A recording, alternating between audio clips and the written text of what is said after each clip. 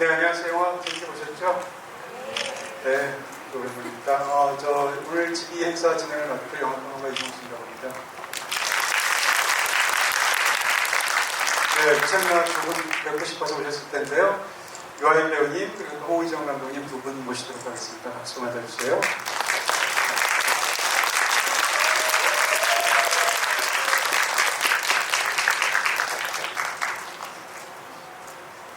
안녕하세요.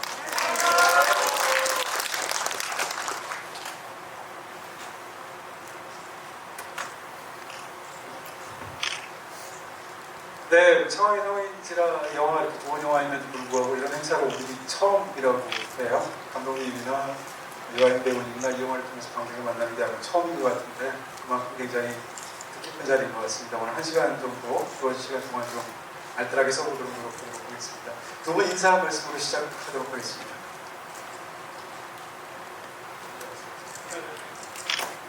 안녕하세요. 연출을 맡은 후보의 정혜라고 합니다.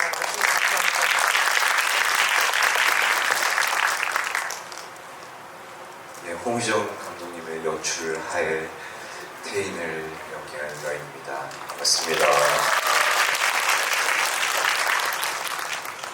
네, 영화를 지금 보셨으니까 아마 이렇게 따끈따끈한 감정, 복잡한 감정 이런 게 지금 많이 올라와 있지 않을까 이런 생각이 듭니다.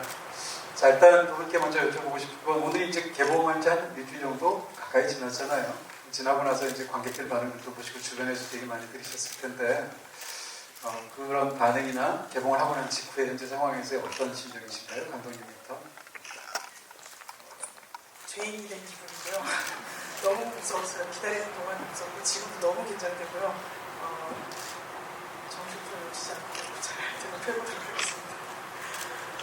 아까 올라오실 전에 너무 떨리신다고 그러는데 말씀하시는 걸 봐서 굉장히 잘하신 것 같아요. 유아인 배우님께서 어떠신가요? 이 영화 지금 일주일까지 지나셨어요.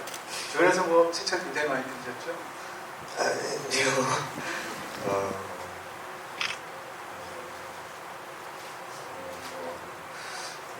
여느 영화와는 조금 다른 색다른 평가들을 많이 들려주신 영화인 것 같아서 참여한 사람으로서 그런 부분들이 많이 재밌고 또 즐길 수 있는 것 같아요.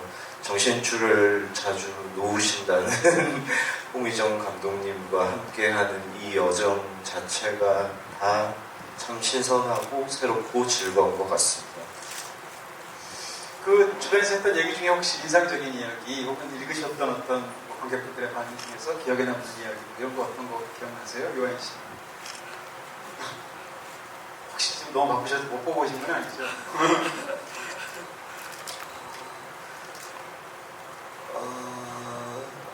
뭐 어느 특별한 하나의 의견보다 하나의 작품으로 아주 다양한 의견들이 쏟아져 나올 수 있다는 그 점 자체가 흥미로운 것 같아요. 보시는 분들마다 서로 다른 의견을 내놓는. 네, 뭐 주변에서 저한테 직접적으로 의견을 주실 수 있는 분들께서 뭐 얼마나 솔직하게 말씀하시겠어요. 표정을 보면 다 나오죠. 예, 오늘 이렇게 가까운 스텝 친구가 이렇게 20대인 친구가 재밌게 잘 봤다는 얘기를 진심으로 이렇게 해주는 것 같아서 예, 좋았던 기억이 있습니다. 와, 이게 마이크랑 들리는 게 차이가 있어요. 소리가 생겨서요. 9번 들리거든요. 네. 감독님은 어떠셨어요? 사실 신인 감독에게 어떤 영화를 보다 보면 신인 감독이라는 생각이 전혀 안 들지만 그럼에도 불구하고 경험 자체는 처음이실 테니까 이 개봉 일정이 굉장히 비현실적으로 느껴지실 텐데 한 일주일 정도 지났잖아요. 어떤 반응이 가장 마음에 드셨어요, 감독님은? 제가 마음에 들었다고 말씀드릴 수 있기는 너무 황송하고 그냥 사실 글을 쓰면서는 여러 가지 뭐 상징도 넣고 하고 싶었던 것들을 많이 넣었는데 그게 사실 영화로 만들어졌을 때는 거기까지 사실 읽어주시기를 바라진 않거든요. 그냥 어쨌든 중요한 이야기를 따라가 주시길 바라니까. 근데 자세하게 리뷰 써주신 분들 보면 너무나 제가 아주 초반에 고민했던 것까지 다 잡아주시고 막 써주신 것들을 볼 때 좀 사실 고민하긴 했었어요. 잘 들리시나요? 네. 근데 요한 씨는 시나리오를 딱 받으셨을 때 처음 읽고 나서 제안을 받으셨을 때 내용을 다 보고 나서 어떤 느낌이 제일 먼저 드셨어요? 일단 대사 배울 필요는 없겠구나 이런 생각이 들고 물론 그 대사를 외울 필요가 없다는 그 점 자체가 상당히 큰 끌림을 만들어줬었고 제목 자체가 너무 좋았어요. 소리도 없이 예, 뭐랄까 어느 인터뷰에서 밝힌 적도 있지만 뭐랄까 아주 도발적이고 뭔가 되게 도전적인 느낌이라고 할까요? 뭐 제가 시나리오를 받으면서 취합한 몇 개의 정보, 뭐 신인 감독님이시다, 뭐 어떤 배경을 가지고 계신 분이다, 그 정도의 정보들로 이 시나리오를 받고 그 제목을 처음 딱 봤을 때 소리라는 걸 이렇게 개념적으로 전면에 내세우는 어떤 신인 감독님의 태도라는 것 자체가 상당히 도발적이다, 그런 생각을 좀 했던 것 같아요. 네. 캐스팅이 되고 이제 요한 씨랑 이제 영화를 찍게 되시고 또 시나리오 쓸 때도 이제 어떤 인물들이 상상하시고 그러셨을 텐데 그렇게 해서 이제 배우가 요한 유재명이라는 스토리를 짜게 되고 감독 입장에서는 진짜 뿌듯할 것 같은데 그렇게 현장에서 배우들과 같이 하시면서 어떤 기분 드셨습니까, 감독님? 현장에서는 지금이랑 똑같이 너무 늘 긴장하고 있었고요. 일단 처음 며칠은 너무 비현실적이라 그거에 적응하는 기간이 좀 필요했고요. 물론 이제 원하는 장면을 만들었고 마침표는 찍는 하루였지만 집에 가서 핸드폰을 보면서 이게 진짜로 일어난 일인지 좀 그런 걸 확인하는 며칠이 있었던 것 같아요. 그리고 제가 다른 인터뷰에서도 말씀드렸지만 너무나 제가 정말 신인 감독이라서 뭔가 실수한 게 많고 할 텐데 굉장히 두 분 다 너그럽게 잘 좀 받아주시고 하셨고 전혀 그렇지 않아요. 그러지 마세요. 아니, 안 받아줬다는 게 아니고 실수하신 게 없어요. 실수한 게 없다고 여러 번 말씀드렸는데도 자꾸 이렇게 본인이 실수한 것 같다고 말씀하셔서 제가 실수한 게 없고 잘하셨습니다. 그냥 굉장히 얘기를 잘 들어주셨어요. 제가 늘 긴장하고 있었는데도 사실 긴장감이랑 반대될 정도로 굉장히 편안하게 하고 싶은 얘기는 다 할 수 있었거든요. 그래서 그게 굉장히 좀 신기한 경험이었던 것 같아요. 그리고 이제 우리가 여태까지 이제 요한 씨의 영화를 10년 넘게 보았는데 가장 큰 요한 씨를 본 거잖아요. 육체적으로 일단 영화에서. 그렇죠? 네. 인생에서 가장 높은 고점을 한번 찍어보신 거잖아요. 몸무게로. 네. 근데 이게 캐릭터랑 굉장히 잘 어울린다는 느낌이 드는데 어쨌건 비주얼적으로 이 배나온 요한 씨를 본다는 게 굉장히 비주얼적인 쇼크가 있었고요. 그런 데 대해서 이 영화에서 일단 살을 찌워야 된다는 기본적인 물리적인 조건이 있지 않습니까? 그렇게 살을 찌우고 지금 사실 그 살이 다 특수분장이었나 싶을 정도로 전혀 한 적도 없는데 이런 과정이 사실은 너무 힘든 거잖아요, 사실은. 배우 입장에서 그게 본질은 아니겠다고 하겠지만 그런 경험이 어떠셨나요? 배우를 살을 찌우고 다시 또 빼고 했던 게 물론 관객분들이나 언론에서도 그걸 요구하시기도 하지만 스스로 변화에 대한 감각을 계속 가지고 있고 워낙 많이 보여지고 동시에 많이 소비될 수밖에 없는 소비될 수밖에 없는 것이 저의 일이기 때문에 변화에 대한 어떤 끊임없는 감각을 가지고 살아가는데 뭐 그런 식으로라도 고점을 한번 찍어보고 싶었고 그 변화를 감독님께서도 반겨주셨고 또 어찌 보면 제가 추구하는 것보다 더 크게 요구하시는 걸 느끼면서 이분과의 작업이 참 흥미롭겠구나 이런 기대감을 가져갈 수 있었던 것 같아요. 그게 어떤 아주 보편적이고 일반적인 기준에서 무언가를 바라보고 요구하는 것이 아니고 어떤 의외성을 기대하는 이 감독님의 태도, 자세 같은 게 읽혔다고 해야 할까요? 그런 게 재밌었던 것 같아요. 왜 웃어요? 제가 했던 수많은 그 상황들을 되게 포장을 잘 해주시는 것 같아서 그 장면들을 떠올려 보고 있었습니다. 사실은 그 4일 얘기하셨잖아요. 네. 원래 조금 몸이 좋으신 상태에서 첫 만남을 했는데 제가 못 알아뵀거든요, 거의. 다른 분인 줄 알았어요. 근데 제가 원래 시나리오에서 좀 마른 소년 같은 이미지를 원했었기 때문에 솔직하게 말씀을 드렸어요. 제가 생각했던 그 유아인 배우가 가지고 있는 이미지가 아니어서 좀 당황스럽다 했더니 그럼 빼지 뭐 이렇게 바로 얘기해 주셨거든요. 그래서 한 1-2주 정도 있다가 오랜만에 뵀는데 좀 표시가 날 정도로 좀 빠져서 오신 거예요. 근데 유아인 배우님의 말이 맞구나.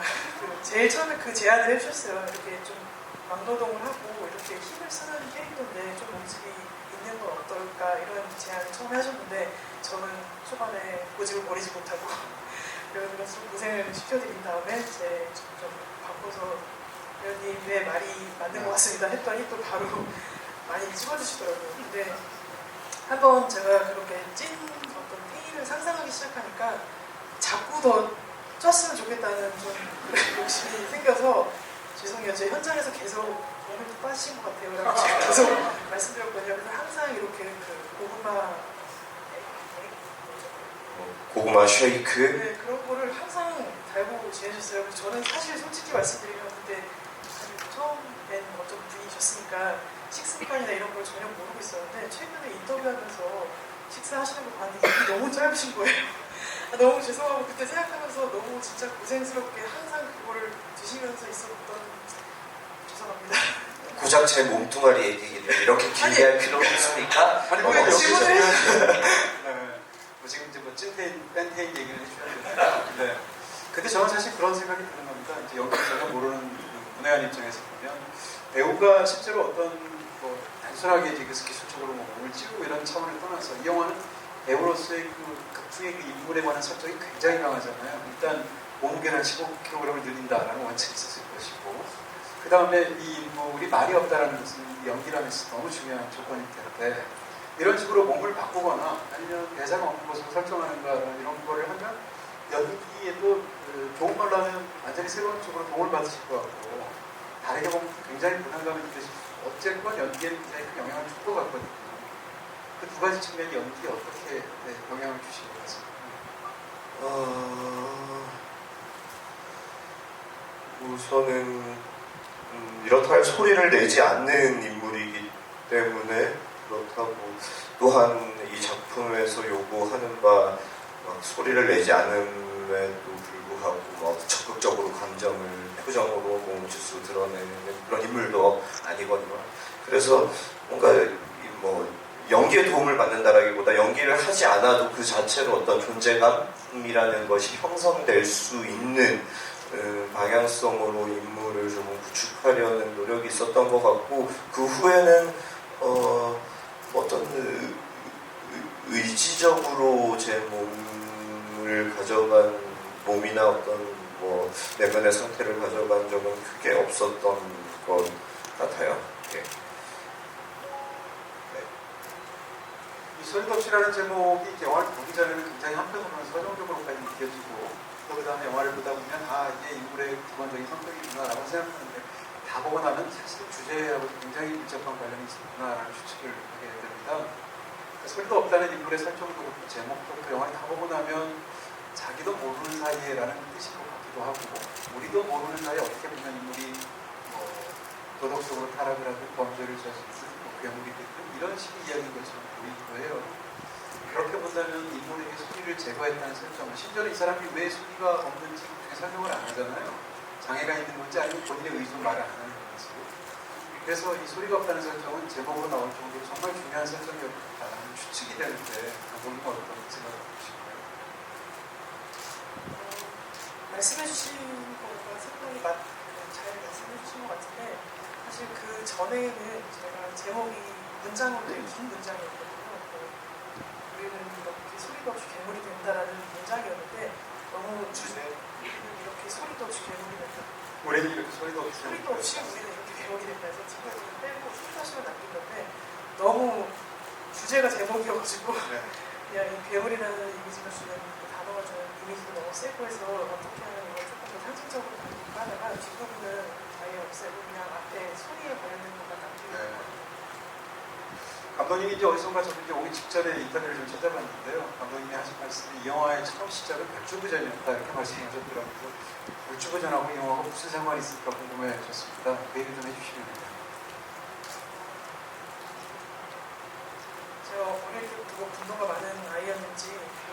별주부전 처음 봤을 때 굉장히 화가 많이 났었거든요. 그러니까 토끼는 죄가 없는데 그냥 토끼보다 신분이 높은 용왕에게 속아서 간을 뺏기게 생겼는데 사실 머리를 써서 그 상황을 빠져나온 그냥 생존하기 위해 어떤 방법을 쓴 캐릭터일 뿐인데 굉장히 이 사람은 토끼가 교활하게 그려지는 그런 모습이 좀 불만이었거든요. 어릴 때부터.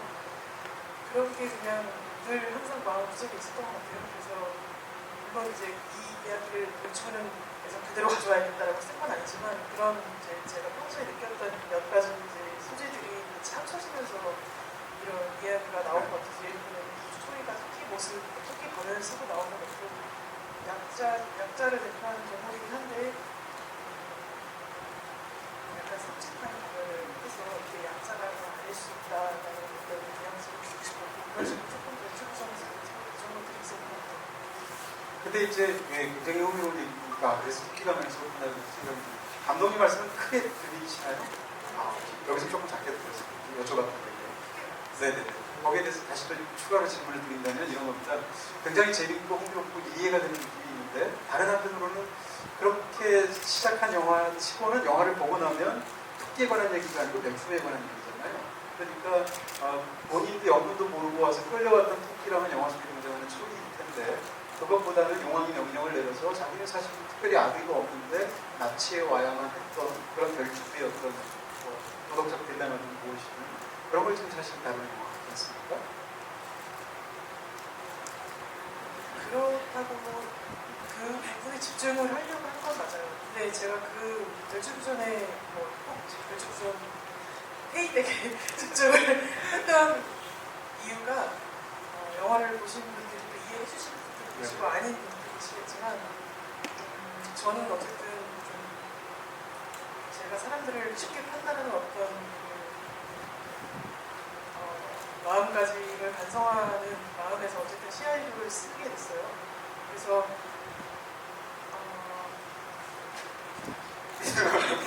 반성문이 너무 요란한 거 아니에요? 아니 그래서 지금 그랬는데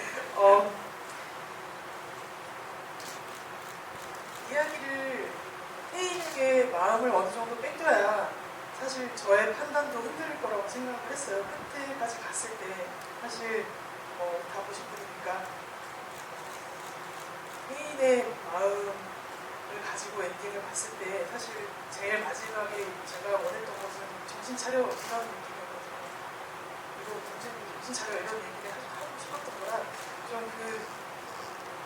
내가 왜 이 사람 편을 들고 있지? 약간 이런 마음을 들게 하려면 태인의 이야기를 많이 할 수밖에 없었던 것 같아요. 그래서 태인 이야기를 주로 한 거고 또 동시에 초이 쪽의 입장도 이해를 해야 되기 때문에 후반부에는 좀 초이의 이야기를 좀 많이 집중을 했던 것 같아요. 네. 사실 이제 그 초이의 그 캐릭터 굉장히 흥미롭다고 생각이 드는데 초이 입장에서 보면 사실은 내가 납치돼야 될 아무런 이유가 없었던 거잖아요. 원래는 남동생을 납치하려고 했는데 잘못 납치가 된 거고 말하는 차선치고 그 다음에 마지막에 그 장기 아마 추측컨대 장기를 위해서 이렇게 팔리는 상황에서도 원래는 7살짜리를 원했는데 11살짜리인데 잘못한 거고 원래는 5형을 원했는데 1형인데 잘못한 거잖아요. 그러니까 다시 말하면 이 아이는 그게 뭐 불호의 표적이 될 만한 이유가 없었던 건데 우연히 잘못되어서 실수로 이렇게 오게 된 거지 않습니까? 이런 설정을 사실 이 영화를 보면서 이게 단순한 범죄가 아니라는 생각을 자꾸 하게 되는 것이고요. 이 설정이 굉장히 중요하게 저는 느껴지는데 거기에 대해서 역시 감독님께서 한번 여쭤보고자 질문드리도록 하겠습니다. 지금 말씀해 주신 거에 반은 제가 생각했던 것과 같고요. 사실 반은 좀 다른 부분인 것 같은데 제가 이 이야기를 쓰기 시작했던 이유가 그 별주부전에서 온 것처럼 생존에 관련된 것이 사실 주제였어요. 그래서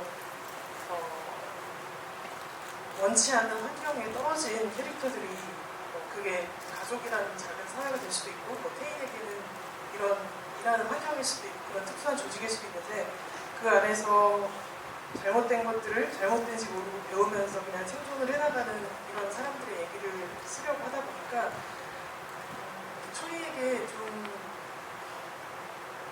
생존에 필요한 배경을 줘야 되는 상황이 됐어요. 그래서 상대독자 남동생이 있는 집에서 가치가 남동생과 이 아이의 가치가 동등하게 매겨지지 않는 그런 환경에서 이 아이가 얼마나 생존을 위해서 좀 애썼을까라는 거를 생각을 하면서 이런 배경을 줬고요. 근데 범죄라는 것과 연결을 했던 이유는 집이라는 공간은 사실 따뜻하고 가치를 인정받아야 되는 공간이라고 저희가 막연히 생각을 하는데 오히려 아이러니하게 범죄에 끌어들여져서 그렇게 어떤 제품처럼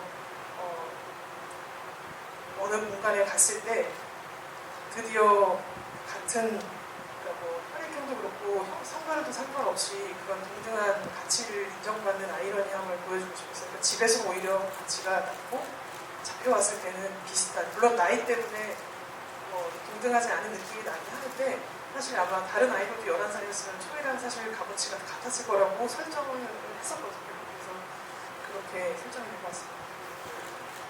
유아인 씨 이제 초반에 사실 이제 우리가 유아인이라는 배우의 얼굴을 잘한다고 생각했습니다. 왜냐면 워낙 영화를 많이 봤고 영화에서 워낙 멋진 모습들이 많았으니까. 근데 이 영화를 보면 사실 약간 유아인 씨 얼굴을 발견하는 느낌이 있습니다. 그 이유 중에 하나는 사실 대사가 없는 것도 발견이 약간 있는 것 같아요. 왜냐하면 대사가 없기 때문에 오로지 그의 얼굴에 우리가 집중해서 보고 이러다 보니까 저는 새삼 느낀 것이 유아인 씨의 표정이 저렇게 다양했나라는 생각을 사실 해요. 이 영화를 보면서. 근데 초반에 뭐라고 그럴까요? 사실 범죄 현장을 만약에 이제 아무런 지식이 없다고 본다면 저처럼 저는 이 영화에 대해서 아무런 지식 없이 봤거든요. 사전 지식 없이 보고 두 사람이 이제 노란 옷 입고 할 때만 뭘 할지 모른단 말이에요. 근데 그럴 때 유아인 씨나 유재명 씨 표정을 보면 일을 100만 한 번째 한 사람 표정이었는데 그러니까 심드렁하고 어떻게 생각하면 심지어 나른하기까지 하는 그래서 옷을 다 갖춰 입었는데 알고 보니까 시체 처리하는 일인 거잖아요. 그런 끔찍한 일인 건데 초반에 이 인물의 어떤 뚱한 표정 같은 것 혹은 나른한 표정 같은 것 또는 이제 짜증이 났을 때 발을 부른다든지 이런 식의 전반부에서의 이 인물의 어떤 행동이나 표정과 그 다음에 유재명 씨가 이제 세상을 떠나게 얘기했고 후반부에서 본격적으로 아이와 얽히면서 이 표정은 굉장히 대조가 되는 것 같이 저한테 느껴져요. 그 둘을 이렇게 좀 연기하실 때의 배우 입장에서 어떤 마음이었는지 좀 볼 수 있을까요?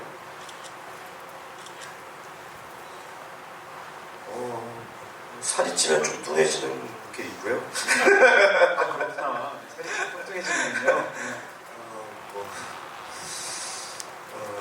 아무래도 초반부와 후반부를 의식적으로 의도적으로 나누어서 연기를 하지는 않았고요. 비교적 건조하고 일상적인 느낌으로 초반부가 흘러간다면 결국 초이라는 인물을 만나게 되면서 어떤 내면의 어떤 화장 같은 것들이 일어나기 시작한 이후에 인물의 차이는 어떤 것일까 정도를 조금 상상하면서 접근했던 것 같습니다. 이게 제가 이제 연기를 못하기 때문에 오히려 더 분석적으로 보는 부분이 있는 것 같아요. 역시 궁금해서 문외한 입장에서 또 한 가지 여쭤보고 자꾸 문외한이라고 하지 마세요. 아닌 거 다 아는데 왜 자꾸 문외한이래. 이동진이 무슨 문외한이야. 맞잖아요. 그죠? 연기 전문가로서 제가 한번 여쭤보는데요. 저도 소식 아니 뭐 유튜브에 나와서 1시간 동안 장국영 연기에 대해서 얘기하는 사람이 연기에 대해서 문외한이래. 대놓고 혼나보기 또 처음이네요. 네, 알았습니다. 자, 연기 전문가 입장에서 제가 본다면 유아인 씨 연기에서 이 영화에서 굉장히 흥미롭게 보인 게 저한테 이런 게 있습니다. 뭔가 하면 영화의 설정상 사실 이 두 인물 초반에 전반에 이제 유재명 유연이 등장했을 때 우리가 기대하는 부분이 있단 말이에요. 더군다나 유재명 씨는 이제 영화에서 말이 많은 사람이고 그걸 굉장히 소탈하게 말을 하는 사람이고 유아인 씨는 이제 연기를 말 안 하는 사람으로 설정이 돼 있다 보니까 사실상 유아인 씨의 내면 상태조차 유재명 씨의 대사를 통해서 우리가 추측해서 쉽게 알 수 있다는 말이에요. 이 사람이 다 떠버려줍니다. 근데 중간에 의도치 않게 예상과 달리 유재명 씨가 이제 세상을 떠나잖아요. 그럼 뒤에 이전까지와는 달리 설명을 대언해주는 사람이 없어져 버리는 거예요. 그 연기자 입장에서 후반부에 이렇게 대언을 예를 들면 초이가 해주는 않거든요. 그러니까 제 느낌으로는 전반부와 후반부에서의 그 연기 방식은 완전히 다르게 저한테 느껴지는데 그래서 후반부에 대해서 사실 궁금한 거 같아요. 전문가 같았나요? 네, 되게 전문가 같으세요.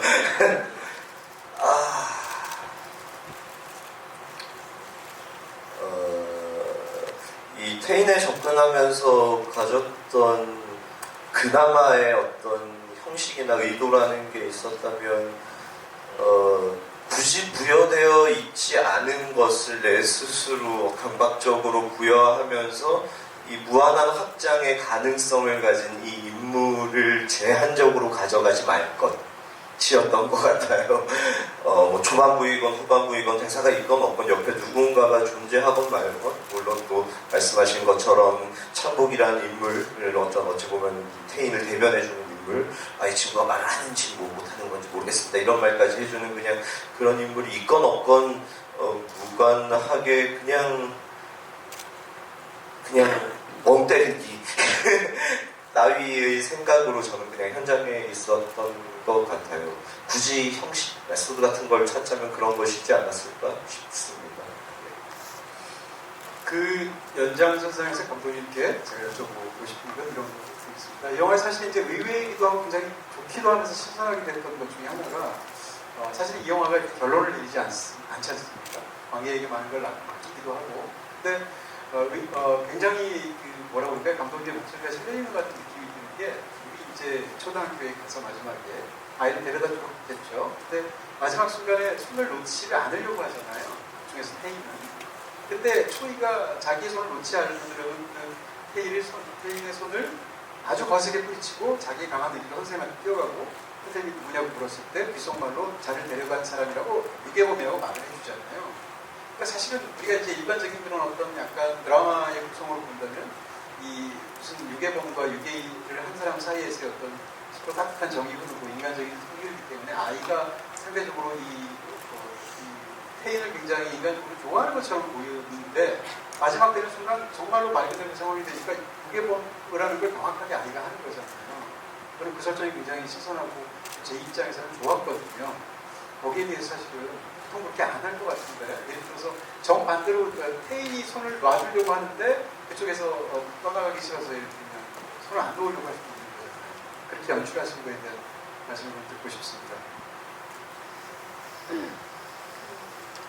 납치라는 이야기가 어떻게 보면 스톡홀름 신드롬을 건드리지 않을 수 없잖아요.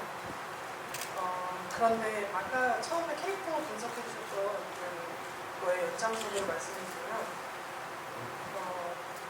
태인이 말을 안 해도 이해해주는 사람이 저는 천국이라고 생각했었거든요. 그리고 물론 태인을 대변을 해도 좀 쓸데없는 말로 태인의 마음과는 좀 다르게 대변을 했어도 태인이 하는 이야기를 그래도 알아들어주는, 짜증내면 얘가 왜 짜증내는지 알고 마치 대화를 나누는 것처럼 좀 자연스럽게 이해해주는 인물이었다고 설정을 했었는데, 그 인물이 사라져야만 했던 이유가 사실 초이가 태인을 이해하는 것처럼, 태인이 사실 지금 역스톡홀름처럼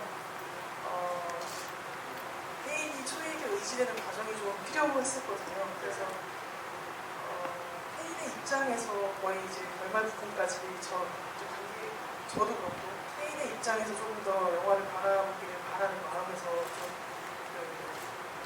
오히려 역스톡홀름의 느낌을 조금 가져가야겠다고 생각을 했어요. 그래야 마지막에 맞다 이거였지라는 생각이 들 것 같아서. 그래서 그리고 엔딩 같은 경우는 너무 진지한 얘기라서 그냥 간단하게 설명을 드리면,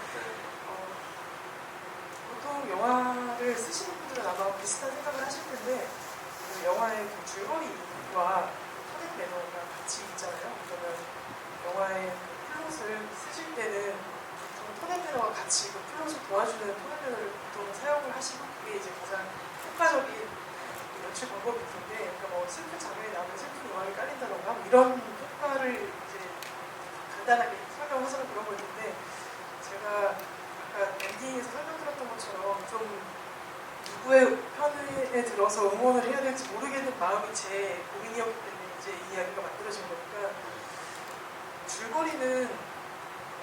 줄거리만 딱 객관적으로 보면 태인이 분명히 범죄자인 이야기를 쓰려고 했고요. 그 대신 그 영화를 이끌어가는 토넷 매너라고 할까요? 그냥 스타일을 아이러니하게 만들어서 그 분위기 자체는 이 사람은 나쁜 사람이 아니야라는 그 이야기의 주제와 완전히 반대되는 거를 가져가고 싶었어요. 사실 좀 그래서 아마 이 머리국절해 하시는 분들도 계실 거라고 믿는데, 그 두 가지를 같이 가져갔을 때는 그 태인의 그 여정과 초이의 여정이 끝났을 때 줄거리의 엔딩을 조금 더 보자고 하면 사실 벌을 받아야 되는 거거든요. 제 기준에서는. 왜냐하면 정확하게 이 사람은 범죄자 배우자라는 거를 얘기해 줄 수 있는 그런 현장들을 계속 만들어 왔기 때문에. 근데 톤앤 매너에 집중을 하면 사실 태인의 감정에 집중해서 태인이 초이를 그리워할 수도 있고 초이가 태인을 그리워할 수도 있는 그런 제가 생각하지 않았던 주제와는 좀 거리가 먼 상황이 발생하기 때문에 제 기준에서 톤앤 매너랑 그러니까 영화의 스타일과 그 아이러니한 스타일 정한 것과 플롯이 서로 만날 때 끝나는 게 저한테는 좀 필요했던 것 같습니다.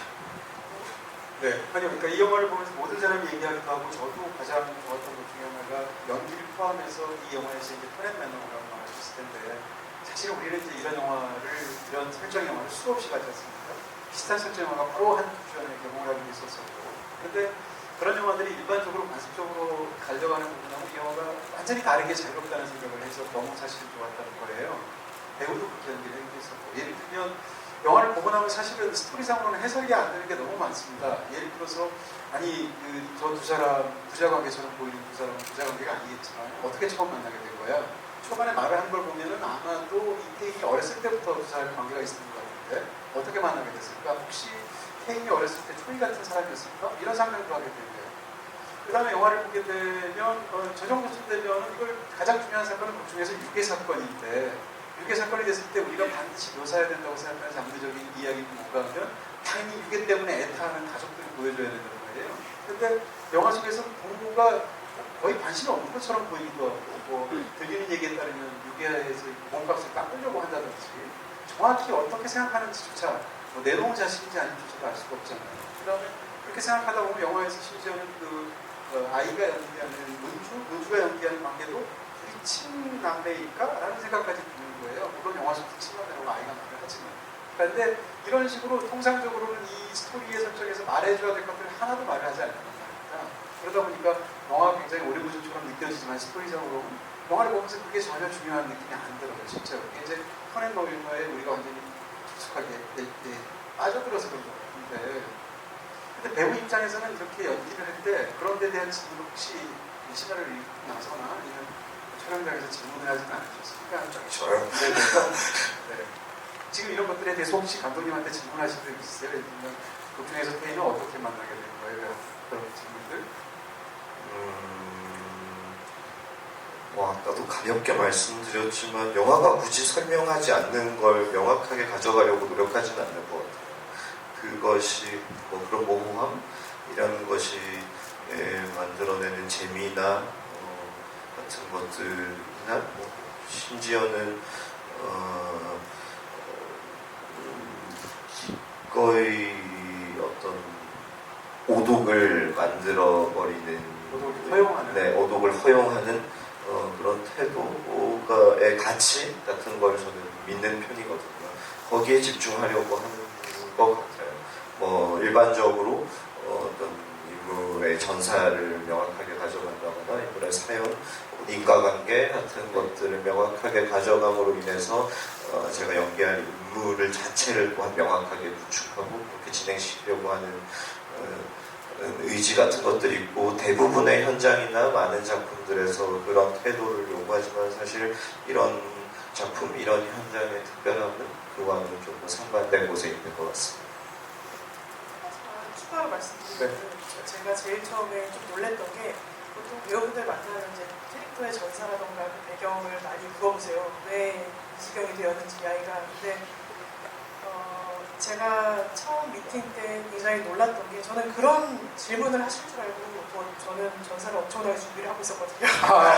정말 배경을 얘가 어디서 몇 살에 어떻게 창공을 만나고 혼자 막 여러 가지를 썼었는데 질문을 딱 하나 해주셨는데 그 질문을 받았을 때 이분은 제가 무슨 얘기를 하려고 이 이상한 이야기를 썼는지를 이해해 주셨구나라고 생각한 게 보통 이 아이가 왜 말이 없어요? 라고 물어보실 거라고 생각했어요. 그럼 전사를 듣는 거잖아요. 근데 왜 말이 없는 캐릭터를 쓰고 싶었냐고 물어봤어요. 이게 비슷한 질문처럼 들리는데 다르죠. 전혀 다른 질문이거든요. 그래서 그다음부터 이제 제가 주저주저 제 개인사를 얘기하면서 이 캐릭터랑은 사실 상관없는 이야기거든요. 주제에 관련된 이야기라 그래서 뭔가 제가 한참 이야기할 것 같은데 너무 긴장해서 잘 기억이 안 나고 그거를 그냥 어떻게 보면은 뭐 배우분께서 그렇게 생각이 뭐 아니라고 하실 수도 있지만 저는 그냥 그 질문 하나로 상징이 이상하게 많이 들어간 좀 어떻게 보면 사진에 써 있는 모양이잖아요. 이거를 그냥 이분은 마음을 일단 열어주셨구나 그런 생각을 했어요. 그런 게 좀 재밌었던 게 우리가 뭔가 좀 이상한 거나 좀 충격적인 사건을 본다거나 독특한 사람을 볼 때 여기 있는 우리들 모두 뭐 뭔가 우리가 그걸 다 알 수 없잖아요. 그 사연들을 그냥 있는 그대로 받아들이고 그냥 그럴만해서 그런 게 있겠지.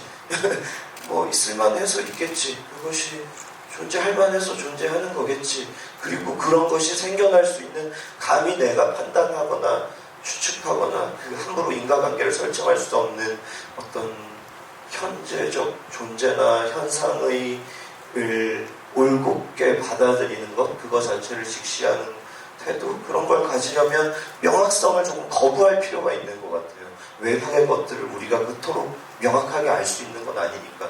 어찌 보면 제가 태인에게 접근하고 태인을 느끼려 했던 그 방식이 뭐 이것이 영화 전체의 메시지가 된다거나 홍희정 감독의 의도가 될 수는 없겠지만 적어도 제가 이 작품에 임하면서 이런 모호한 인물, 이런 모호할 수도 있는 작품을 통해서 관객분들이 가져갈 수 있는 어떤 태도 같은 것들이 되었으면 좋겠다, 그런 생각을 했던 것 같아요. 예. 이렇게 뭔가 굉장히 잘 의미를 전달해 주셨는데 제가 옆에서 느꼈을 때는 이분은 작정을 하셨어요. 그냥 남의 얘기를 고르지 않고 들어보겠다는 어떤 작정을 하신 분이에요. 그렇지 않으면 신인 감독의 시나리오를 읽었을까 하는 생각도 들고 그냥 뭔가 거친 힘이 없었던 것 같아요. 뭔가 되돌아오는 질문도 제가 예상하고 긴장하고 있었던, 제가 이 얘기를 하면 이 사람이 이걸 짚고 넘어가지 않을까 했던 게 하나도 없었고요. 왜 그랬는지 저도 잘 모르겠는데 바빠서 그래서 제가 머릿속에 그냥 계속 그 생각을 했던 이 사람은 그냥 작정하고 왔구나, 그냥 남의 얘기 들어보려고 그냥 그 생각을 많이 했던 것 같아요. 아니 근데 진짜로 제가 농담을 했지만 두 분 사이에서 좀 말씀하신 걸 들으니까 저는 약간 이 영화를 제가 좋아하게 된 비밀 하나가 큰 느낌이 들어요. 그러니까 그게 솔직히 말씀드릴게요. 영화 전문가로서 말씀드릴게요. 네, 문현 아니죠? 네. 부끄러워지네요. 네, 문현입니다. 그 영화를 봤을 때 제가 비밀이라는 말을 드린 이유가 뭔가는 이 영화를 보면 처음에 우리가 토넷 매너가 이 영화의 굉장한 테크닉처럼 보인다는 말이에요. 그래서 신선하다, 범죄국인데 이렇게 무슨 일상을 나른하게 표현하고 평화롭게 표현하고 음악도 이렇게 처음에 즐기다가 보고 나면 이런 토넷 매너가 이 영화가 하고 싶은 말이구나라는 생각을 하게 되고, 아까도 제가 잠깐 말씀드린 것처럼 이 영화의 토넷 매너에서 배우의 연기가 제외가 아니거든요. 배우의 연기, 토넷 매너에 굉장히 어울려 보이는데 왜 그랬을까 하는 건데 지금 말씀하신 걸 사실 이해가 되는 거예요. 그랬기 때문이구나라는 거고요. 그러니까 인물들의 전사의 구체적인 하나하나까지도 분이 얘기를 해서 짠 것은 아니지만 크게 얘기한다면 같은 방향으로 정확하게 가고 있는 게 아닌가라는 생각을 제가 하게 되는 거고요. 그런 연장선상에서 감독님께 또 한 가지 굉장히 흥미롭게 보이는 이 영화에서 저런 장면 진짜 좋기도 하고 섬뜩하기도 하다라는 게 뭔가 하면 아이가 마지막에 도망을 가지 않습니까? 초이가 도망을 가서 이제 누굴 찾아야 되는데 경찰처럼 보이는 어떤 사람이 자전거를 타고 가는 거예요. 그래서 가가지고 아저씨 도와달라고 말을 하게 되는데, 근데 그 사람이 영화에서 볼 때는 누가 봐도 약간 아주 나쁘게 막 무슨 소화성애자 아니야라는 느낌이 들기까지 하고 무섭기도 하고 따라가면 안 될 것 같은데 이런 느낌이 관객 입장에서 든다는 말이에요. 근데 재밌는 것은 그렇게 해서 아이가 워낙 똑똑한 아이니까 그걸 알고 거기서 벗어나서 위험을 되는데 나중에 보면 이 사람이 진짜 경찰이잖아요. 그러니까 그게 저한테는 굉장히 흥미로운 지점이었습니다. 이 장면은 그냥 나온 게 아니었을 거고 정반대로 범인을 묘사하는 방식의 반대쪽 방향 같은 거예요. 영화에서 보면 이제 범인들이 가장 중요한 클라이맥스에서 누가 파묻혀 있는데 그걸 끄집어낼 시간이 어디 있어요. 근데 잘 묻혔는데 어떻게 안 파내주고 가냐고 하잖아요. 그리고 찾다 보니까 경찰이었던 거잖아요. 그리고 이 사람들이 프로페셔널하게 보이는데 거기에 대해서 저의 유재명 씨 그런 말 하잖아요. 참 여유로워 보이시고 전문가처럼 보이십니다라고 하니까 그 사람들이 하는 말이 전문가라는 게 뭐 있나요? 그냥 뭐 맨날 하다 보니까 라고 이야기를 하잖아요. 근데 이 영화에 그게 이제 주제처럼 저한테는 보이는 측면이 있는 것이고, 다시 말하면 악당이 악당스럽지 않고 순박해 보이는데 사실은 소리도 없이 점점점 악으로 들어가서 악한 놈이 된 케이스인 것처럼 보이고, 정반대로 경찰이 그런 반대적인 측면이 있는 거예요. 그래서 이런 구도를 보면 사실은 이 영화의 모든 것이 토넷 매너까지 영화의 주제랑 완전히 밀착이 되어 있다는 생각이 들었습니다. 그리고 들거든요. 이런 어떤 주변 인물들에 대해서 많으신 것에 대한 관련된 이야기 듣고 싶은 거죠. 두 주연 배우들 말고. 아까 말씀해주신 그 경찰 같은 경우는 제가 짧게 그 태인이 말이 없었던 이유랑 사실 연결이 되거든요. 근데 제가 처음에 왜 말이 없는 캐릭터를 얘기하고 싶으냐고 여쭤봤을 때 아무리 이제 얘기를 해도 세상이 들어주지 않으면 그게 말을 안 하는 거랑 마찬가지 아닐까. 말을 들어주지 않는 세상에서 벌어지는 이야기라서 그렇게 정한 것 같다고 얘기를 드렸었어요. 근데 사실 말이라는 게 글도 그렇지만 사실 소리를 바탕으로 한 약속일 뿐인데 자기의 마음을 정확하게 상당히 전한다는 게 굉장히 한계가 있다고 생각을 했거든요. 그런 말에서 만들어지는 오해나 이런 상처들이 많이 분명히 경험을 했을 것 같은데 사실 그게 결국은 편견도 만들고 오해도 만든다고 생각을 해요. 근데 저는 이미지적인 것도 마찬가지일 거라고 생각을 했거든요. 그래서 한 번 편견을 가진 어떤 오해를 가진 경찰이라는 혹은 어떤 그 악당의 이미지가 있다면 그거를 후에 다시 여러 사람 이용을 했을 때 얼마나 편견이나 이런 것들이 쉽게 거기서 적용이 가능한지 그런 트라우마랑 편견이 어떻게 만들어지는지도 조금 캐릭터들 통해서 얘기를 하고 싶었었고 그리고 또 그거를 이용해서 아까 경찰이 묻혀있는 거를 이제 납치범들이 꺼내는 장면도 마찬가지인데 선과 악이 계속 뒤섞이는 이야기를 하고 싶었어요. 예를 들면 대체 내가 누구 편을 들어야 될지 모르겠는 그런 상황들을 자꾸 이제 집중해서 만들다 보니까 선한 의도를 가지고 행동을 했는데 안 좋은 결과가 나오는 장면도 필요했고 분명히 악당들이 어떤 행동을 했는데 그게 오히려 누군가를 경찰을 구하게 되는 그런 아이러니도 만들고 싶고 해서 경찰을 구했는데 그 경찰을 구한 사람들이 선한 사람들로 보이는 사람이 아니었으면 좋겠다고 생각해서 그런 식으로 좀 계속 선과 악을 조금 섞으면서 헷갈리게 해서 죄송합니다. 네, 그게 영화에서 굉장히 여러분 보셨듯이 그런 측면이 아닌 것 같은데요. 이제 영화는 사실상 맨 마지막에 에필로그처럼 이제 4시에 후가는 때를 보였던 그 장면을 이제 빼고 얘기한다면 사실상 이 터널까지 도망가다가 터널까지 지나가서 어찌할 줄 모르는 것처럼 보이는 이제 태인의 얼굴에서 끝나지 않습니까? 그 장면이 마지막 장면이라고 생각하고 연기하신 거죠? 시나리오에서 마지막 네. 그렇죠? 네. 그렇다면 이제 그랬을 때 그 장면 맞죠? 그렇게 얘기해 주셨죠. 맞습니다. 다른 장면 찍었는데 볼 건 아니잖아요. 그러니까 그때의 그 태인의 얼굴을 보면서 우리 영화가 굉장히 복잡한 마음이에요. 왜냐하면 관객들은 기본적으로 주인공을 사랑하게 되어 있으니까 이 사람이 살려주고 싶은데 이 사람을 명확한 유해범이고 죄를 진 사람, 나쁜 사람이란 말이에요. 원래는 그런 사람이 아니겠지만 그런 측면에서 마지막을 보면 이게 어떻게 보면 이분이 어쨌건 범죄로부터 벗어나서 이제 구원을 받는구나라고 생각할 수도 있고 정반대로 아무리 우리가 응원해주고 싶은 주인공이지만 처벌을 받는구나라고 생각할 수도 있잖아요. 배우로서는 마지막 장면을 찍을 때 이 중에 어느 거냐 이거는 아니지만 어떤 느낌이었는가. 왜냐면 더군다나 영화의 마지막 장면이니까. 왜 웃어요?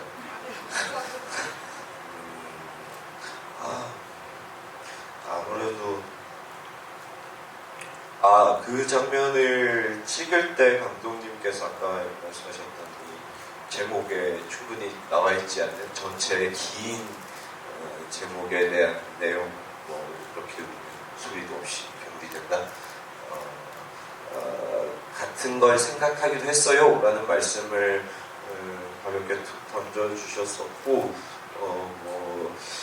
아무래도 엔딩부로 치닫다 보면 제가 별 생각 없이 최선을 다해서 생각을 하지 않는 메소드를 사용했다고 말씀을 드렸는데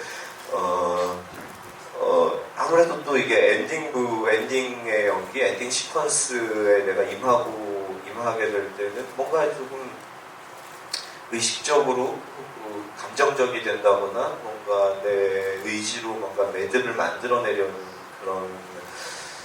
그런 아주 얄팍한 뭔가 이상한 어떤 내면의 의식들이 생겨나요. 그래서 좀 더 격앙된 감정으로 흘러간다거나 뭔가 내 얼굴을 통해서 내 연기를 통해서 뭔가 어떤 엔딩에 걸맞는 매듭 같은 걸 지으려는 의지 같은 것들이 생겨난다는 거죠. 그런 것들과 생겨나면서 조금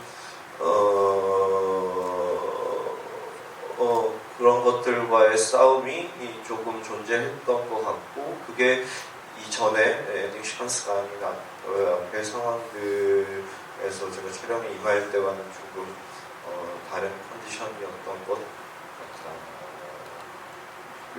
괜히 막 이렇게 초이가 나를 떠나고 이렇게 혼자 남겨지고 뭔가 도망가다시피 어딘가를 향해 뛰어가고 그러다 보니 막 괜히 막 어떤 감정적으로 뭔가 눈물도 흘려보고 싶고 표정도 더 찡그려보고 싶고 일그러뜨려보고 싶고 이렇게 뭔가 그러니까 계속 경계해왔던 그 어떤 배우의 얄팍한 욕심 같은 것들이 엔딩부에 이르러서 좀 크게 생겨나더라고요. 그런 것들이 재밌었던 것 같아요. 네, 너무 좋은 말씀 감사합니다. 사실 저는 끝도 없이 여쭤보고 싶은데요. 근데 정해진 시간이 전에 10분밖에 남지 않았는데요. 여러분들한테 저희가 질문을 받았습니다. 채팅방을 열어가지고 제가 살짝 또 컨닝을 하고 봤는데 지금 굉장히 좋아요. 지금부터 짧은 시간이나 빨리빨리 여쭤보도록 하겠습니다. 재밌었어요? 네. 되게 관객분들과의 대화가 있고 네. 문외한과의 대화. 다들 전문가 재밌으셨기를. 네, 아직 안 끝났고요. 유아인 목소리 섹시한 이미신데요. 이분 이름 때문에 그런 거 아닙니다. 이 힘든 시기에 유아인 배우님이 영화 2편이나 개봉하게 되셨는데요. 혹시 이런 데 대한 걱정은 없으신 건지, 그리고 또 배우로서 이런 중요한 시기에 자신이 어떤 역할을 담당하고 있다고 생각하시는지 유아인 배우님의 생각을 궁금합니다라고 하셨습니다.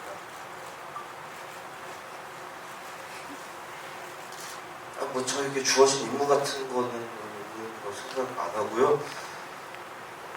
맡은 바 주어진 일에 최선을 다하며 성실한 마무리를 흘리는 직업인으로 살아가고 있습니다. 극중에서 있는 인물들이 한 걸 같은데요. 네. 근데 정말 제가 퇴인을 하고 나서 느끼는 게 말을 안 하는 게 참 좋은 것 같아요. 이 영화를 네. 네. 이 감독도 배우도 물론 평론가는 말을 하는 게 일이어서 정말 괴로우실 것 같아요.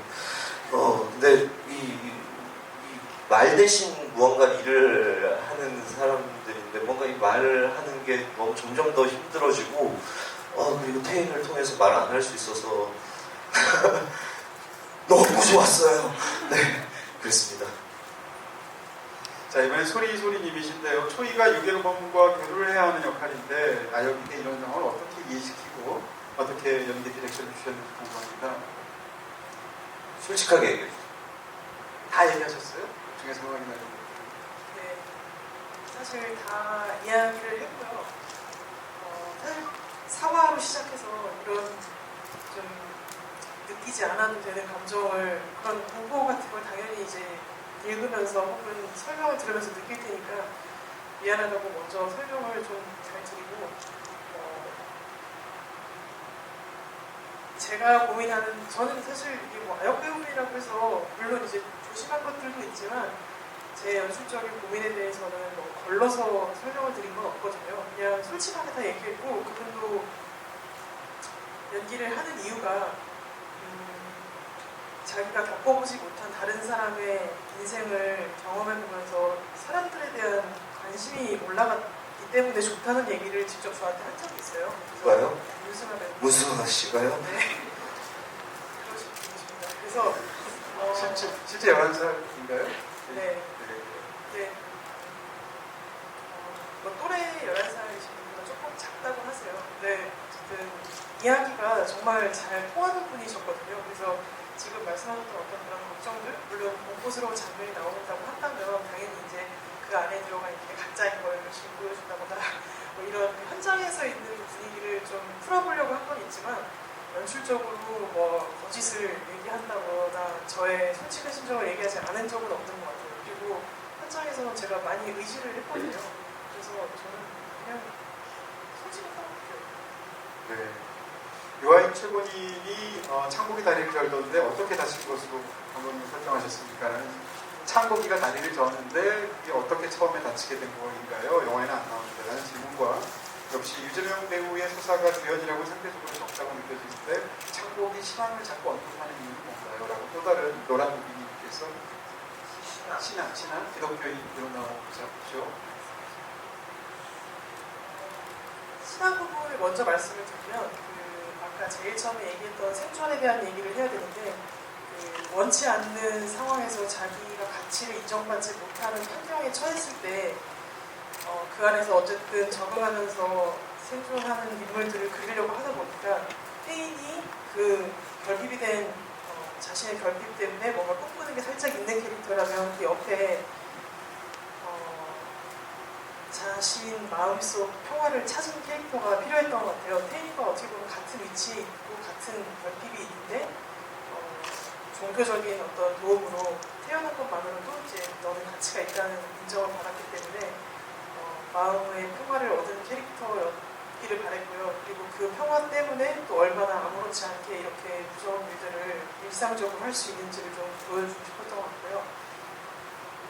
빨리 그 창국의 캐릭터가 좀 그런 사고를 겪은 이유는 물론 주제적인 면으로 이렇게 암시를 주기 위해서 어쨌든 정확하게 범죄를 저질렀기 때문에 이런 결과가 맞다는 걸 또 보여주고 싶은 마음도 있었고 사실은 그 많은 거를 겪지 않고 그냥 경찰서 데려다 줬으면 되는 거거든요. 그러니까 몰래 놓고 오면 되는 거였는데 그러지 않은 어떤 상황 때문에 그런 결과가 나왔다고 생각을 하고 또 아까 처음에 말씀드렸던 그 초이의 입장을 영화가 끝난 다음에 맞다 이게 나오기를 바랬기 때문에 영화 후반부에는 조금 사실 초이의 입장을 집중을 그러니까 테이과 초이 사이의 입장을 좀 더 집중하고 싶었다는 마음이 더 컸던 것 같아요. 그리고 뭐 아시겠지만 이게 어쨌든 좀 제한된 그 예산을 가지고 있다 보니까 좁은 공간에서 3명이 있으면 3명이 모든 걸 다 보여줄 수 없을 거라고 생각하고 좁은 공간이니까 그냥 2명만 조금 더 집중을 해야 되지 않을까라는 마음에서 좀 그렇게 된 것 같습니다. 테이는 처음부터 말을 못하지는 않을 것 같은데 스스로 표현하기를 거부하는 혹은 그 방법조차 잃어버린 건가요? 이 배우를 연기하신 유아인 배우는 어떤 해석으로 이런 연기를 하셨는지 궁금합니다.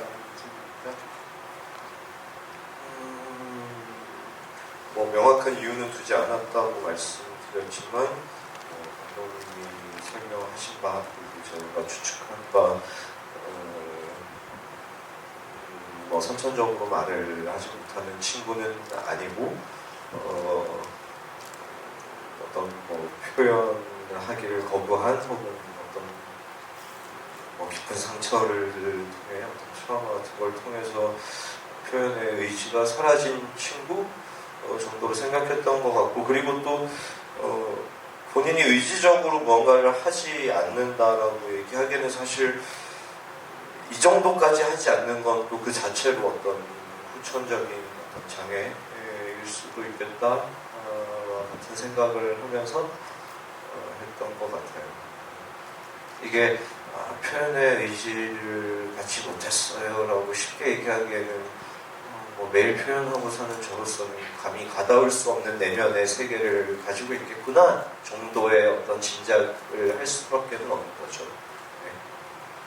네, 마지막 질문 간단히 감독님께 드리고 다시 들어보겠습니다. 마지막 초이가 부모님 향해서 달려올 때 마치 가면을 쓰듯이 변해서 이렇게 인사를 하는 모습이 인상적이었습니다라는 질문을 차기구리님이셨는데요. 그 장면을 이렇게 정확히 봐주셨고요. 초이가 등장할 때 가면을 쓰고 있었는데 별지구전 이야기도 있었지만 이 아이는 평생 가면을 쓰고 사는 법을 배웠고 집에 갔을 때도 이미 몇 번 정보의 부족으로 분명히 아버지는 돈을 줬지만 이 아이는 자기가 버려졌다고 몇 번을 생각하기 때문에 그걸 바탕으로 정보를 조합하여 이 집에 가면 내가 어떻게 하면 다시 또 착한 딸이 될 수 있을까 그런 결심을 하는 그런 이라고 생각을 했습니다. 네, 저 굉장히 인상적인 장면이었는데요. 더 많은 질문 받았으면 좋겠습니다만 시간이 너무 많이 가서 이제 마쳐야 될 것 같습니다. 마지막으로 짧은 시간에 진짜 많은 얘기, 좋은 얘기 많이 해주셔서 감사하고요. 인사 말씀 드리도록 하겠습니다. 네, 여러분 소리도 없이 영화 즐겨주시고 또 오늘 이 일방적인 대화의 시간을 지켜주셔서 감사합니다. 소리도 없는 기분은 저희보다 여러분들이 더 잘 아실 것 같은데 지금 한 시간 동안 영화 여러분들의 생각하시고 여러분들의 의지대로 여러분들의 삶에 녹여내시기를 바라는 바입니다. 부디 가치 있게 이 시간을 쓰십시오. 감사합니다.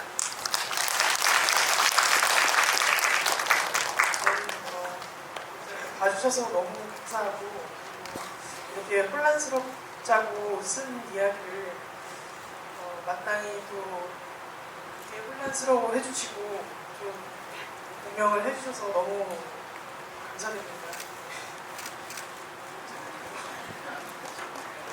아니, 감독님 어깨 걸어서 관객분을 찍어주셨어요. 네. 와주셔서 감사합니다. 네, 감사합니다. 마치도록 하겠습니다.